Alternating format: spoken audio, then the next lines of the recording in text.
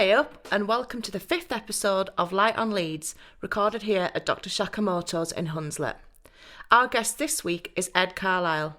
Ed does all sorts of amazing work in the community, and he has his finger in many, many community pies. There'll be links in the podcast notes to some of the things he's involved in. I think you'll enjoy this one, Leeds. Here's Ed. Hello, and welcome to our next episode of Light on Leeds, where our next guest is Ed Carlisle. Hello, Ed. Hi. Thank you so much for coming. Pleasure. So, Ed, you are a Green councillor, is that right? No, I'm not. Loads of people all the time say, oh, you're the Green councillor, great, you're the councillor, and so on. I'm not. So I stand in the local elections in this area, South Central Leeds, and for the Green Party, and keep getting very, very close, inching closer to winning. So I've stood for the last 3 or 4 years, and yeah, kind of very close to winning, but not quite yet elected. But try to do stuff year round, try not to be one of these people who just pops up at election time and says, vote for me, and then disappears. So I try to do stuff year round, and so people see me year round. And so I do like stuff in the community year round, but also do like just community newsletters year round, me and my team. So because I think lots of like elected councillors don't do that year-round stuff much. Some of them do, not all of them, and they don't do the year-round communications. People get confused in the nicest possible sense. I like it when people say, "Oh, you're the Green councillor." I'm like, "Oh, kind of." One day, anyway. Yeah, because I can remember the reason why I came to know about you in the first place was I was getting the bus on my way to work, and I saw a big poster up saying that the councillors that were currently in were missing in action. It was like a wanted poster, where are they and what are they doing? And I thought that was hilarious, and I posted it on Twitter and had lots of interest and lots of journalists getting in touch saying, do you know who put these posters up? Which I didn't. And then you'd got in touch with me on Facebook to say that it was you, but you wanted to keep it under your hat just for then. Can you tell us a bit about that? Yeah, so the background to this, yeah, tiny bit of life story. So I came to Leeds in the 90s to study and really fell in love with the city. And when I was a student, I was in the student bubble, and that was great. But then after I'd finished my studies, wanted to get out of the student bubble and into the city. So I've been living in Beeston down in South Leeds for the last 17, 18 years or so, and got involved in citywide stuff. Got involved in local community stuff, like helping to organise events and doing a bit of youth work and different things, and that was all good. And I wasn't particularly politically engaged, really. Like, I voted in the elections, but that was about the limit of it. But and I was kind of really getting into the community stuff, and love the community. Lots of great things going on, lots of great people. But just kind of got to this point of just like starting to look at the politics, the local politics in particular, and just getting quite angry, really, just kind of looking at the really poor state of local politics in our community, in our council ward. And when I look around the city, to be fair, I see some really good councillors, and when I look elsewhere in the country again, I know of good councillors, and they're not from different political parties, so it can be done well. But kind of in our community, I just thought the councillors were really just very absent, very not just unbothered, just hopeless. Yeah. I had this kind of growing sense of anger, really, I think. And I'd read this book by a North American writer called Adam Kahan called Power and Love. Right. And he says if you want to affect social change, you need to do love work and you need to do power work. And love work is your kind of uncontroversial, getting people together, doing nice things, making people happy, and so on. And so that's really good, but on its own, it's a bit toothless. So you need to be in some way involved in power work, which can be electoral politics, like voting and stuff, or it can be like other forms of kind of campaigning or whatever. And that also on its own can become really degenerative, just people in an echo chamber getting angry and shouty about stuff. But he said try to keep hold of both.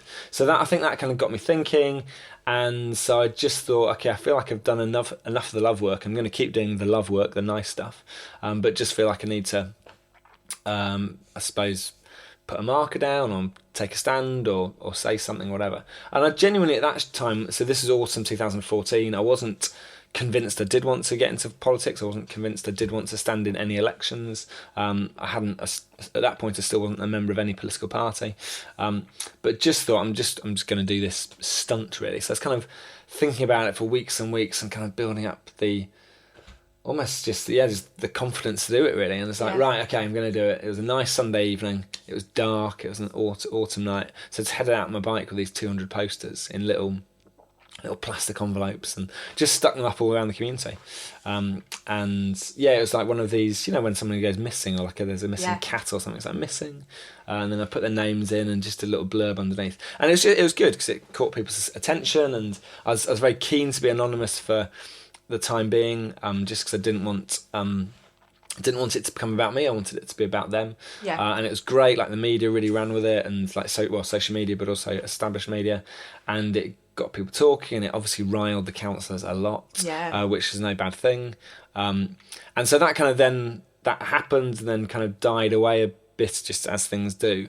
But then in the meantime, when I saw the level of anger, and met with, kind of got talking with a few people in the community, like people I already knew, but also new people, and just started saying, like, do we want a political opposition? Would you vote for a political opposition? Because I guess one of the issues in our community, and it's not unusual, is that for many, many years, like decades, it's just been a safe one-party seat. And so other parties, maybe with good reason, like just don't put up much. They put candidates up, but don't really try, because it's seen as so hard to win.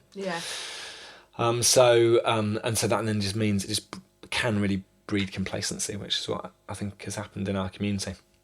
So anyway, then kind of went away and kind of spoke to people and thought about it, and was thinking about creating some alternative Leeds party. But, so like an independent party. Yeah, pretty much.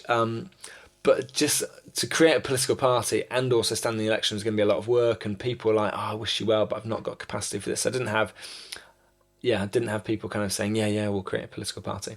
So met some people from the Green Party, and I've always been kind of fairly green-leaning, and I think I'd voted off and on for them over the years. So joined the Green Party, and smallish political party, but getting bigger, and joined them, and then from 2015 onwards have stood in the local elections for this area. My focus isn't really my focus isn't getting to Westminster to be an MP. Like if that was my focus, I'd joined the wrong party.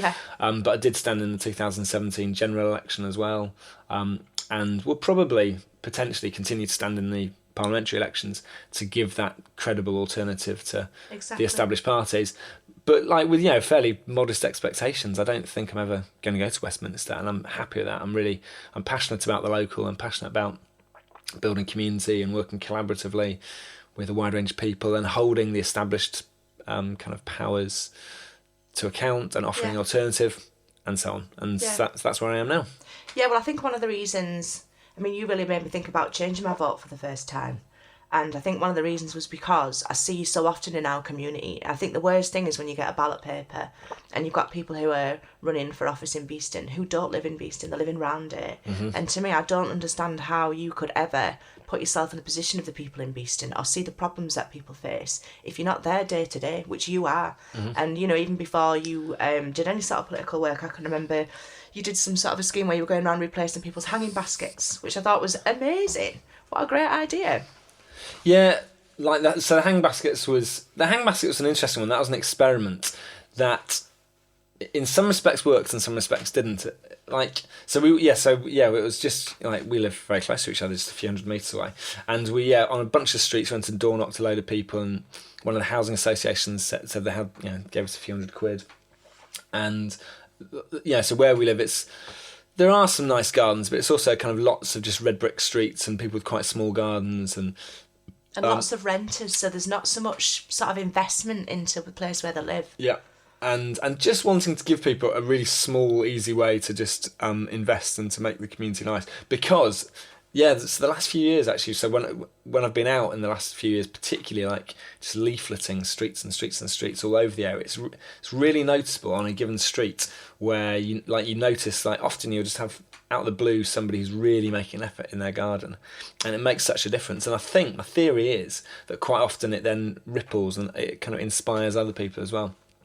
So with the hanging baskets project, the idea was that we wanted it to just catalyse something, and so we put all these hanging baskets up, and it was great. It was really good community engagement, and loads of people just got involved, and drilling holes and potting up plants. It was all very exciting. for the most part, I have to say, several years on, most of those hanging baskets are looking quite sorry for themselves, or they've gone, because hanging baskets are actually quite high maintenance. You have to water them all the time. But about 3 households, including one in particular, a Polish couple I know, who at the time had they lived in the house, but they had nothing, no vegetation. And when I said, you can have some free plants, and we did it for them, or did it with them, then they got very excited. And so, now the front of their house, and ever since, is just an array of garden wonders. Yeah. And it really makes a difference on it's my street. It's the end of my street, and I didn't really know them beforehand, but now I do. Yeah. And it makes such a difference. There's two or three other houses like that where it catalysed something. So part of me thinks, well, maybe we put up 40 or 50 hanging baskets, and maybe fewer than 10 are still being tendered. But actually, it did have a big impact on about 3 or 4 houses. So I don't know. It's Yes, I suppose. I mean, even if you're talking about, you're not talking about huge numbers, you still have made a massive difference to some people's lives, and also you can't count the people who walk by those people's gardens who really appreciate that. Absolutely. Yeah. And also just that sense of as much as anything else, just that day of gathering this really interesting array of people, and doing all of us just working together as a team, and it not being this sense of kind of outsiders coming in and doing something to our community. It was a bit like saying, right, who's got drills, who's got step ladders, we've got some brackets, there's metal brackets, and here's some pots and plants and stuff. And so it was all just very lovely and collaborative, and I suppose that's a real passion of mine, wanting to try to develop setting about developing a politics that isn't about doing stuff to people, but it's all about just catalysing and getting people to kind of finding people and getting people collaborating. It's about trying to build power in a community, build people's sense of power, rather than saying the power is over here in the civic hall, or and it's imagined power. If you're nice, we will share some of the power with you. We'll give you some money, or we'll make some decisions that you want us to make, which I think is sometimes the subtext in a lot of kind of negative politics. But I think local politics, more than national politics to be fair, but local politics has its great opportunity to be, as the name suggests, very local, very collaborative, and all about catalysing change at the grassroots. Yeah, because I think that the Beeston Festival, which obviously you're very heavily involved in, I've lived in Beeston now for 15 years, and I've gone to nearly every single Beeston Festival. It's one of my favourite days of the year, and I just think that is an absolute shining example of what you were talking about, getting everybody together, everyone's organised, everybody's volunteering, and it just does such a great amount of work for the community, and everybody loves it. And when you go there, it's such a wide, diverse range of people who are all enjoying that, and it makes me really proud to be from Beeston. I've got nothing to add other than Beeston Festival's lucky. I also think Beeston Festival's lucky. We've had about 10 years of good weather. And it is. It's great. So it was just last weekend, wasn't it? And just a lot of people came, and it was nice to actually. I did. There's a local guy, photographer, who came, and he sent me a really lovely message afterwards that I was pretty down about stuff and about life and about the community. He's doing a kind of battling in a wonderful, beautiful way to kind of keep this particular corner of Beeston nice, and there's him and some other local residents against antisocial elements, and at the moment it feels like a real battle. So I think he came carrying that to the festival, but then he said, the festival's so uplifting, and I was welling up, and that's so nice. So that's pretty priceless. It is. So yeah. And I just think it's a great day. It just feels it feels really safe, and it's just a really good chance to mix with so many different people. I just have such a great time there every year, and it's just such a great atmosphere. Yeah. And I think as well, a lot of the other town festivals that you go to, I mean, don't get me wrong, I like to drink alcohol, but I think what's really nice about the Beeston Festival is that there is no alcohol element, because obviously we have a large Muslim community, which I imagine has got something to do with it. It's not like alcohol's banned there. You do see a few people walking around with a few cans, but there isn't that kind of element to it, and I think that's something really special about it as well. Yeah, I mean, it's so every year on the committee we talk about this, because every year people say, why don't you have a beer tent? So the general gist is really that we want it to be a family event, and hence no beer tent. But I mean, it's interesting.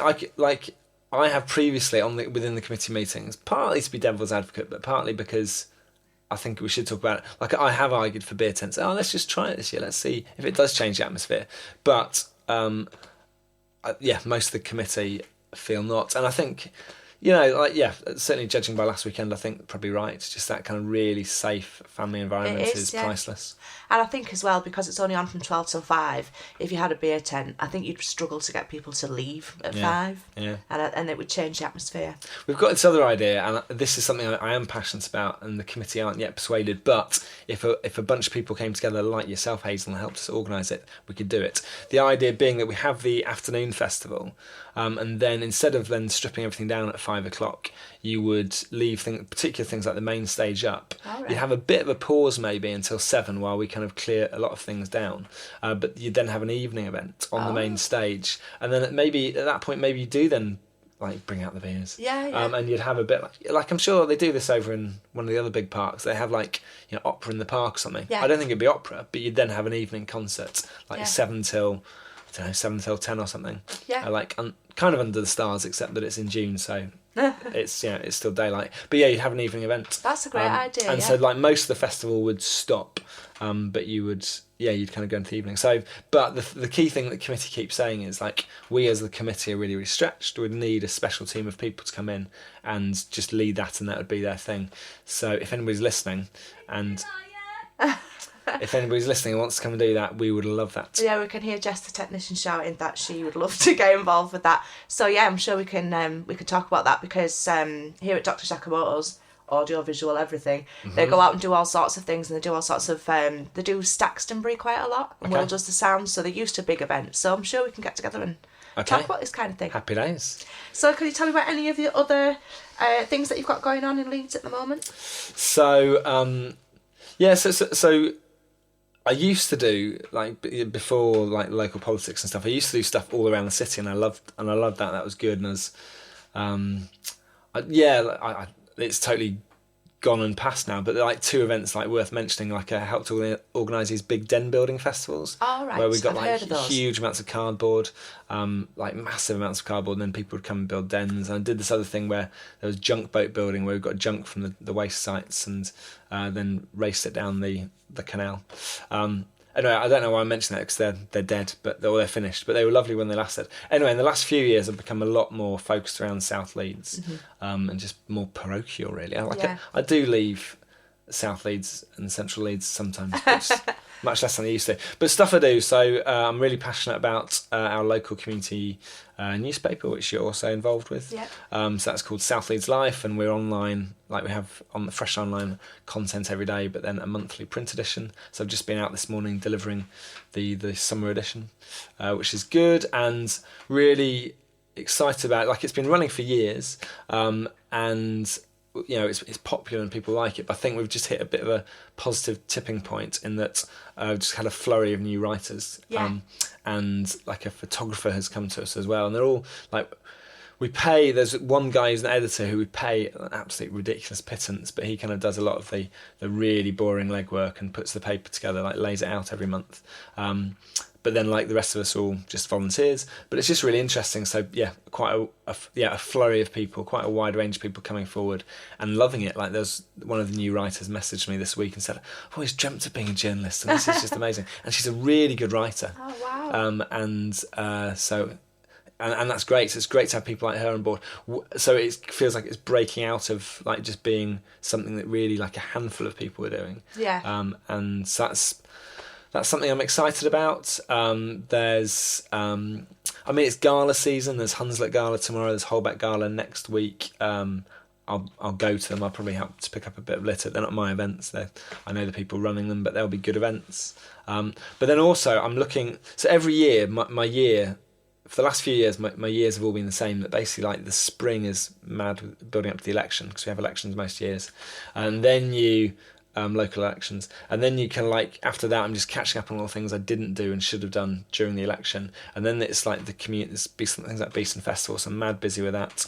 I help to run a youth group, and I'm taking a bunch of teenagers off to London the week after next. Excellent. Just going 36 hours, just hit London. So I was planning that at 1 o'clock in the morning last night. So that's good. But anyway, and then I get through all these things, and then I get into the summer and the autumn, and it just every year it's the same. Like I'm always busy, but it's more expansive, and suddenly just the space opens up, and so I kind of get to push things, new things forward, and also just catch my breath a bit. I've got a young family, and I am sometimes negligent. Is that a word? Negligent? Yeah, negligent. Yeah. But yeah, sometimes I'm all right. Yeah, because I was going to ask you about that. When do you get time to relax? Because you just seem to be doing so much. When do you get time to just sort of not think about everything that's going on in the community and just live for a bit? So it's a funny one. Lots of things. It's like I've thought a lot recently about priorities, and so this time last year, June last year, I decided. So my daughter she's just turned 5. A few weeks before her 4th birthday, a year ago, I was like, right, I'm going to build her a den, like a proper den out of scrap wood in the garden.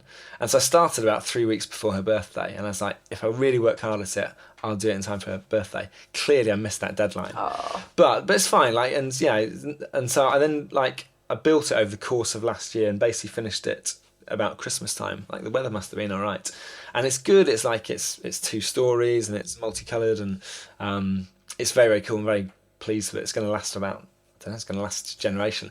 But it's just interesting because partly I was doing it in the autumn and the summer when I was less busy, but also like there'd be days where I'd be like, you know what, I'm just not going to turn the computer on today. I'm just going to go into the garden and build a den. Because if I turn the laptop on, I'll still be there at 5 o'clock today, still doing stuff. So partly it's about just making choices and saying, you know what, I'm just going to choose to do this. And I found that really, I find doing stuff really a bit like Boris Johnson, wasn't he? Talking about with his buses. Yeah. With his happy people. Yeah, there you go. So maybe I have some similarity with Mr. Johnson. Because I just found it really therapeutic being building something that tangibly takes shape, and that was a good thing. So I do a bit of that kind of thing. And I mean, it's a bit cliche, but DIY. I love doing DIY. I love building things in the house. Yeah. And that makes me feel good. But then also, because a lot of the stuff I do is so local. I don't really commute. I've got this funny part-time day job that I just do very part-time. I kind of run this.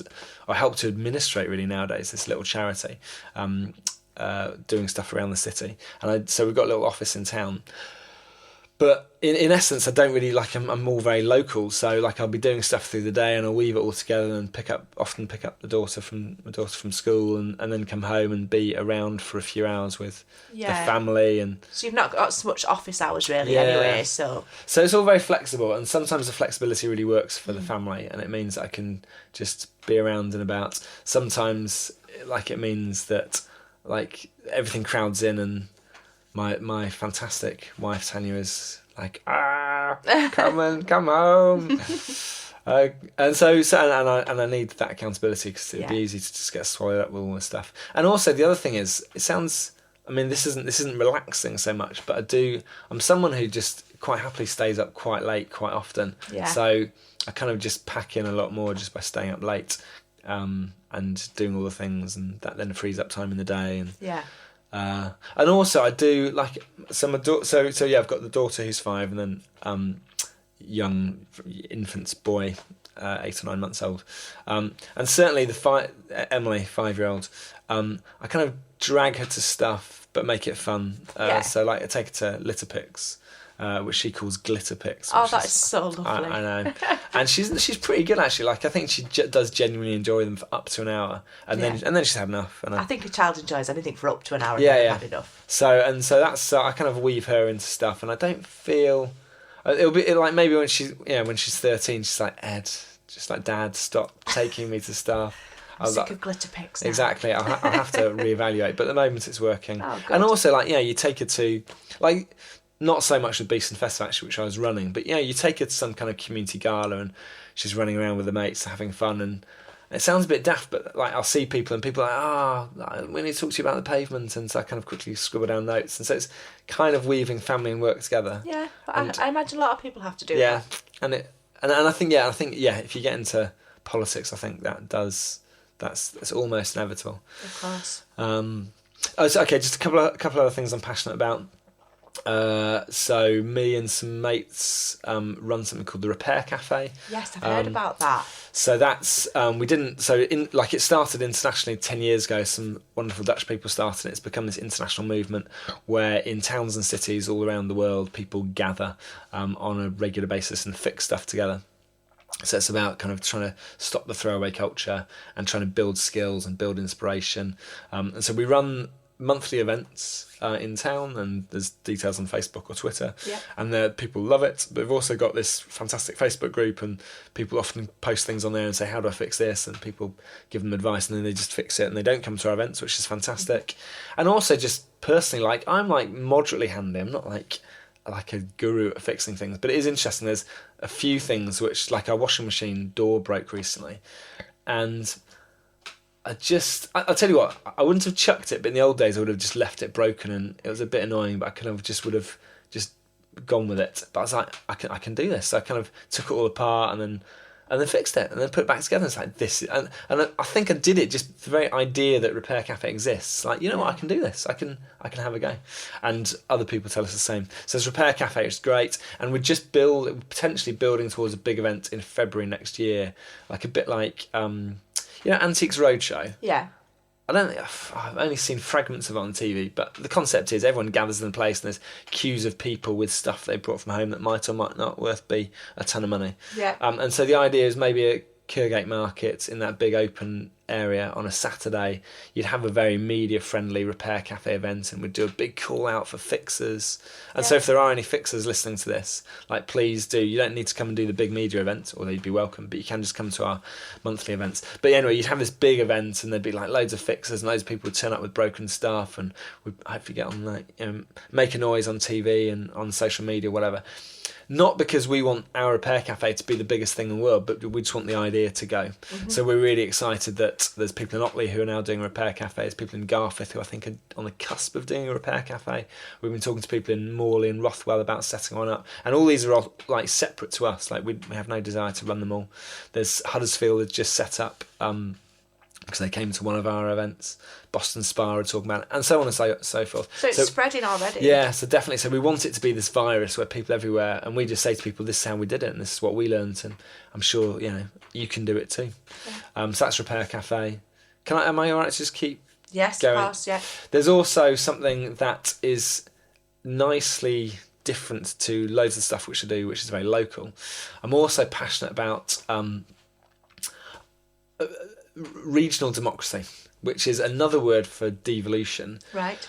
So devolution is this thing talked about as Westminster basically handing out power to the regions. And, if you have an elected mayor, then we'll give you more power. And, Scotland's had devolution. And I think that's kind of happening. And I think that's opening, in some cases, it's kind of opening lots of Pandora's boxes. So I think when they devolved powers to particularly Scotland in the 90s, I don't think they would have anticipated the momentum that has built. And I think what's happened in Scotland is has built really interesting regional democracy. Regional democracy is kind of a phrase that I and others use for, I suppose, a more the bottom up element of devolution. If devolution is kind of top down, it's like there you go, there are some powers. Regional democracy is how can we build kind of positive democracy in our region. So I and a very modest number of other people, there's really just a handful of us, are working on this project called Same Skies. Same Skies. Same Skies Collective. We're just wanting to, we're all doing this amongst other jobs and other things, just wanting to build the idea of kind of people in Yorkshire or West Yorkshire. There's a bit of a debate about whether we focus on the whole of Yorkshire. I've heard that's been part of the thing that's been holding us back, about whether we do a West Yorkshire group, or we just concentrate on Leeds. Yeah.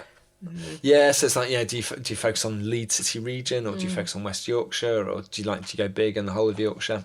But we're happy, we as a group, we're happy to sit with the incompleteness and the unknowing of we're not quite sure what our boundaries are, but we are wanting to just build local vision, which is what people were doing decades ago, possibly even hundreds of years ago in Scotland, just wanting to build the conversation around how, like, we did this little viral sticker campaign, went and just stuck up loads of stickers on lampposts and stuff, and asking questions. And one of them was, how come Yorkshire's run by people in London, basically? Yeah. Good question. And so we're just doing that. And we recently got a tiny bit of funding, so we produced a book. So we got a bunch of people to write essays around basically hopeful futures for West Yorkshire. So there was somebody who wrote about kind of not renationalising Yorkshire Water, but what would a Yorkshire Water look like if it was run by the people, like as a cooperative? And then other people were talking about transport, and other people were talking about racial justice but in a very positive. Imagine a positive future for West Yorkshire in 2040. So we published that book, and we got lots of, and we're selling it. And where can people get that book? So it's at various places, but I know one place is Colours May Vary, just opposite the bus station. I know that place, yeah. So they've got a stack. There's also, if people are not in Leeds, there's an amazing bookshop whose name I can't remember, at the Peace Hall in Halifax. We'll find out and put it in the notes. It's an amazing independent bookshop. Possibly the best I've ever seen. It's in the far corner of the Peace Hall, which is wonderful. If people don't know the Peace Hall, go to Halifax, see the Peace Hall. And we had an event there, and are potentially working with and working with Calderdale Council on stuff. And if you look at, Same Skies is also on Facebook and Twitter, and we've got a website. So find us there, and we can give you all the information you need. And again, like with all this stuff, like with the Repair Cafe, like with everything I've mentioned, South Leeds Life, we're always looking for collaborators. So if people want to get involved, and in a big way or a small way, do stuff with us, we would love that. Yeah, that's great. Fantastic. And are you still working with the Holbeck Viaduct scheme? Oh yeah, forgot about that. Yeah. So quite a lot of my projects are quite relatively immediate, especially like something like Beeston Festival. It comes around every year, and it's a crisis, and it's a stress, and it's like we need to do this, we need to do that, and that's exciting and stressful.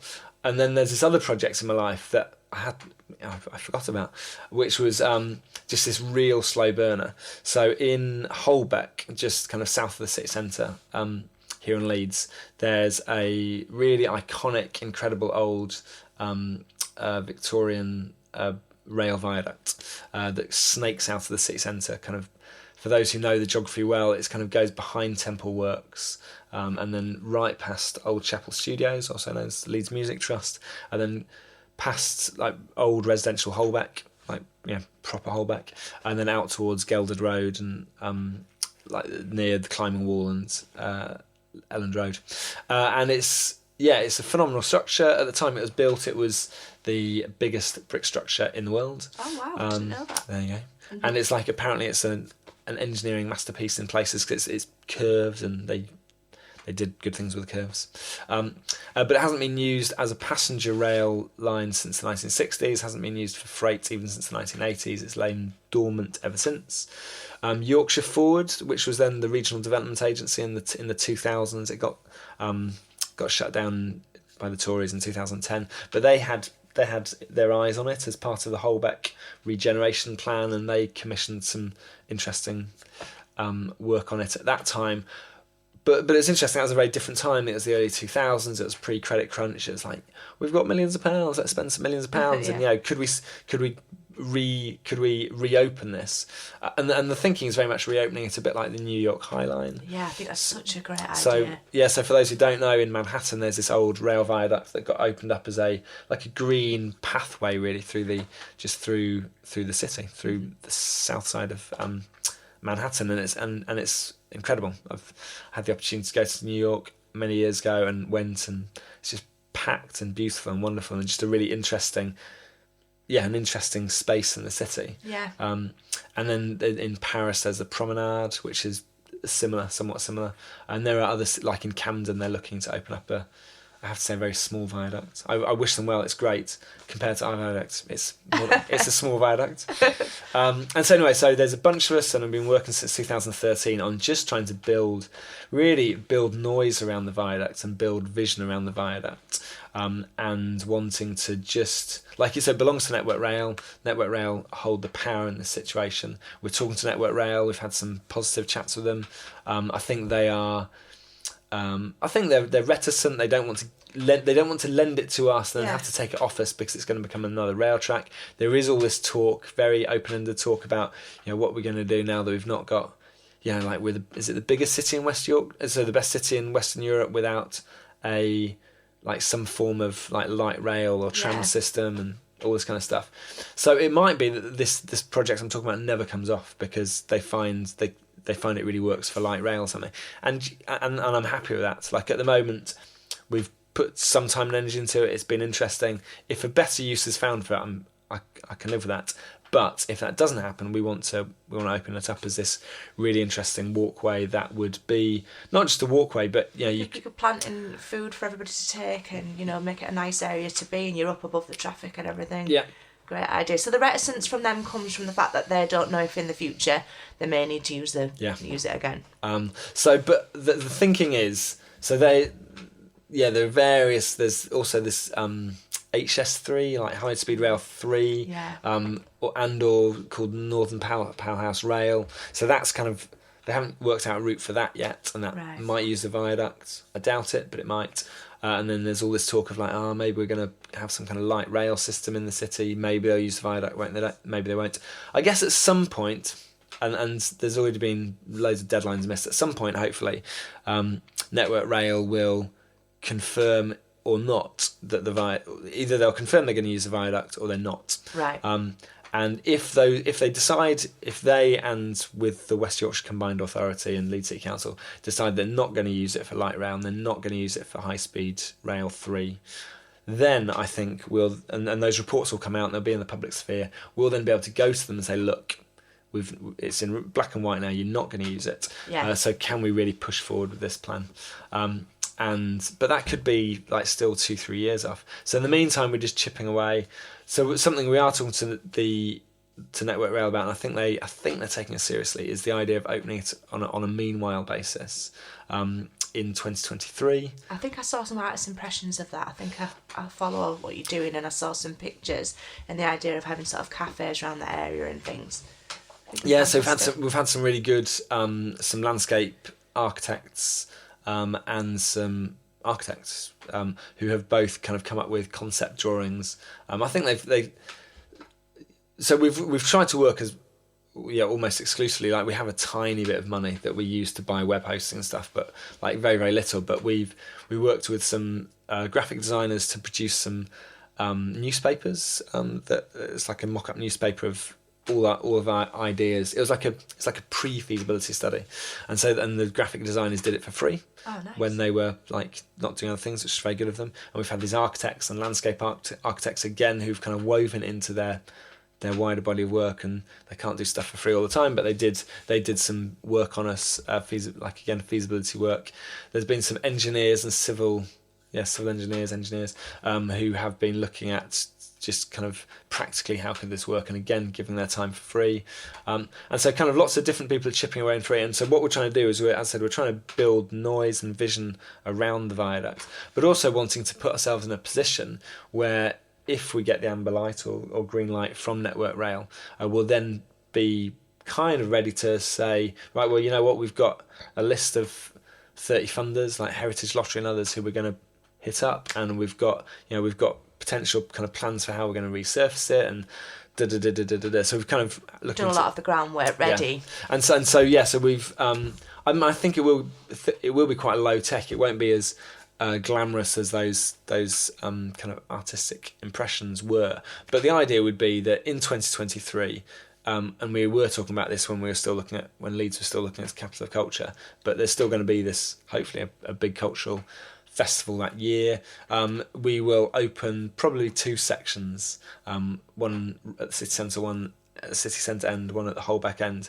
And I mean, I'm not an engineer, but part of me just thinks, whack up a good robust scaffolding tower with kind of good steps, and it would be open for kind of particular hours a day, and you'd get people onto the viaduct, get them interested and see what it could be. Put down some astroturf, you'd put down some very good fencing so that people, because I think Network Rail would be nervous, so well, if we get people up there, they might then get onto the whole viaduct or So I kind of get that there are good reasons for them to be concerned. Yeah. But I think we can put things in place to make sure that they don't need to be concerned. And so so in 2023, summer 2023, for maybe a couple of months, people have the opportunity to go up there and again just catch that sense of vision. It's like, oh, this is amazing, and wouldn't it be amazing to get the whole place open? And then hopefully by that point we might then be moving forward towards a proper full opening.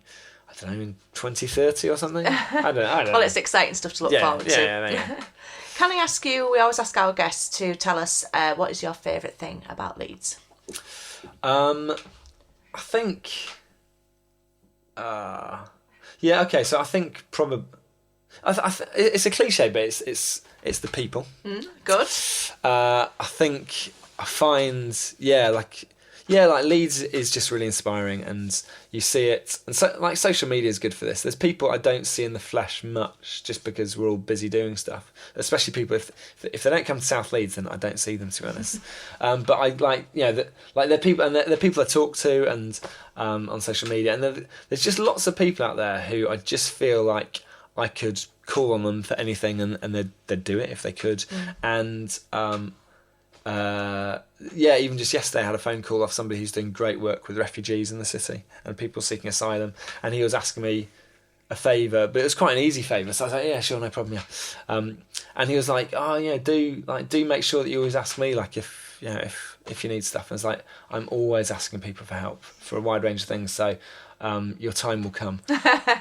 And I just feel like there's lots of really good people out there, and I think partly there's something about just the geography of Leeds, that it's clearly a big city, so there's lots of stuff happening here. There's lots of interesting people, but at the same time, it's not people in Morley or Pudsey or Garforth might get upset with this, but essentially it's a single city. It's a singular city. Yeah. I've had a bit of time in Manchester. I was working over there for the Commonwealth Games many years ago, and Manchester's great, but it's a conurbation, and so is Birmingham, with different centres. So I think there's just something about the kind of simplicity of and singularity of Leeds, and it just means you then, I love it.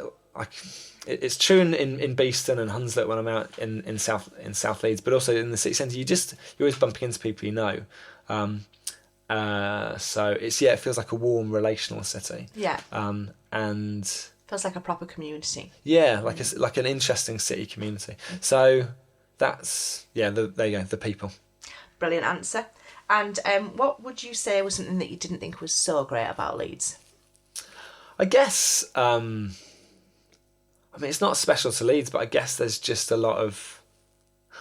Okay, no, I was going to say like any big city, there's all the social issues, and it makes me sad that I know people and I see people who are kind of battling with things that are kind of really, holding them back, and like drug addiction and stuff like that, which is sad. But I tell you what, actually, having said that, I'm now going to say maybe that's an obvious thing. So I'll tell you what, something I don't like about Leeds. I think there's something about the power. I don't like the fact that Leeds doesn't have the power that I think it should have, from London. I think there's just nationally. This coming back to the same skies thing. I just think in Britain our political culture, and also just cultural culture, and we're very, very London centred in a way that. Certainly politically that's not in line with many other countries. Germany's a really good example of a federal state where kind of power is well dispersed, certainly political power. And I just think that's not the only reason why Germany is in many ways a great country. And I love Britain, by the way. But I think Germany it's really interesting that you've got very devolved power and a state system designed interestingly by British civil servants who went to Germany after the Second World War, and it was part of the post-war agreement, and kind of helped them to create this political system. And it was almost like, I kind of wonder if these civil servants were thinking, this is the system we'd love to have in Britain, but we don't, but at least we're going to create it for you. And it was all about making sure that power didn't become too concentrated in one place, and it was about trying to make sure that Nazism didn't happen again.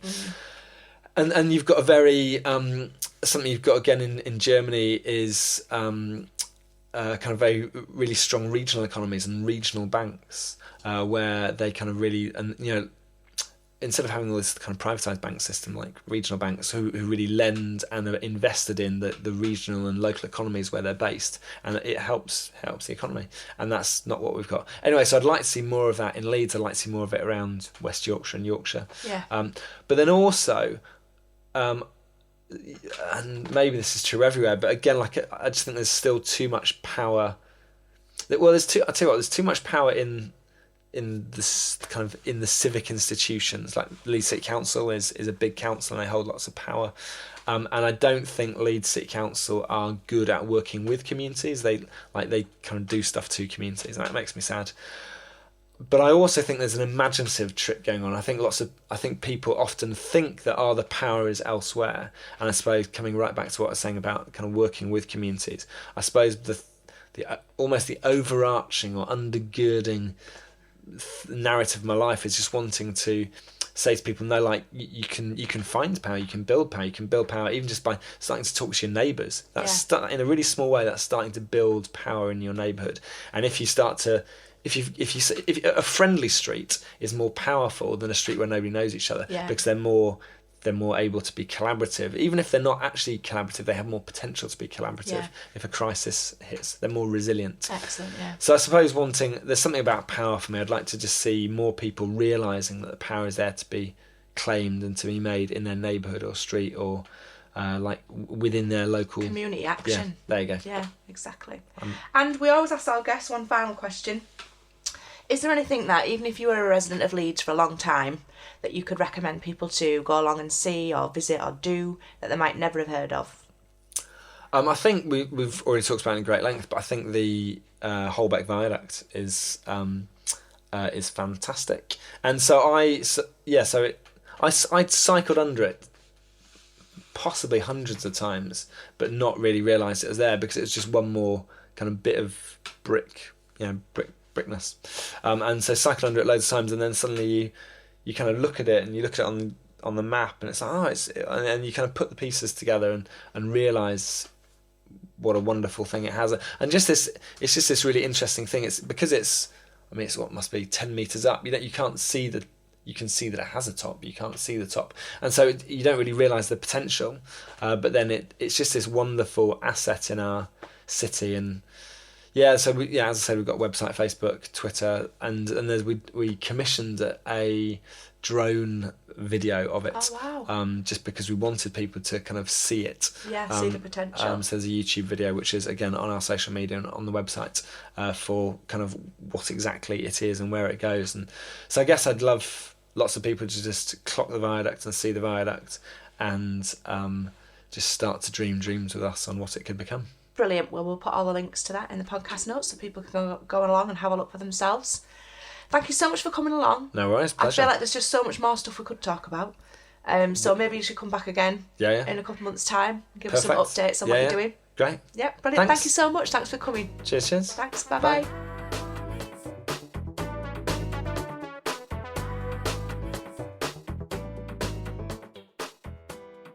Didn't I tell you how busy is Ed? If you want to get involved with any of the things he mentioned, follow the links in the podcast notes. Just before I go, a quick Leeds fact from Mick McCann's book, How Leeds Changed the World. Monopoly is the most successful board game of all time and was produced by Waddingtons of Leeds for over 70 years. So there you go. A special treat for you this week, Leeds. 2 tracks. I Can Move Along and You Got It Right by the brilliant Lewis Hall. As always, links to his music in the notes. All our guests are special, of course, but we've got some real humdingers in the pipeline. See you soon, Leeds. Like and subscribe.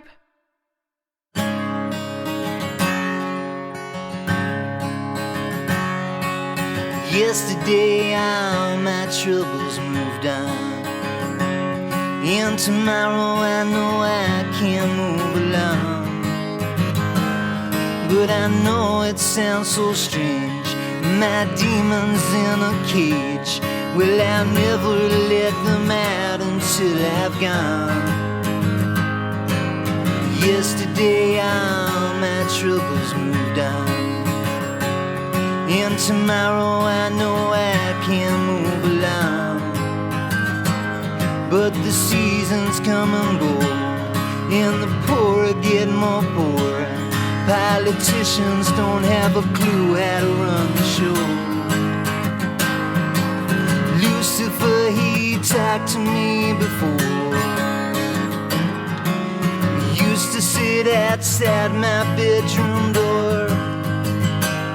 But I know I'm running late, and time it slips away. But the clearing is inside of my way.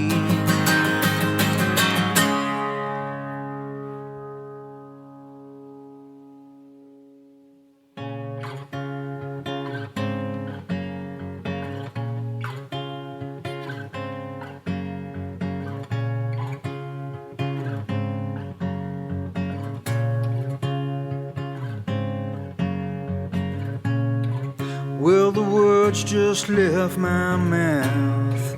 Can't believe what was coming out. My girl, you've been my savior.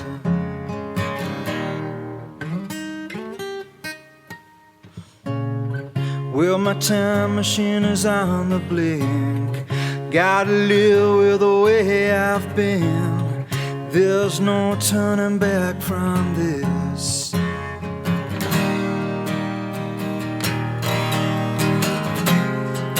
You got it right. You showed me the light. Now I always sleep at night. Perhaps now I'll get it right.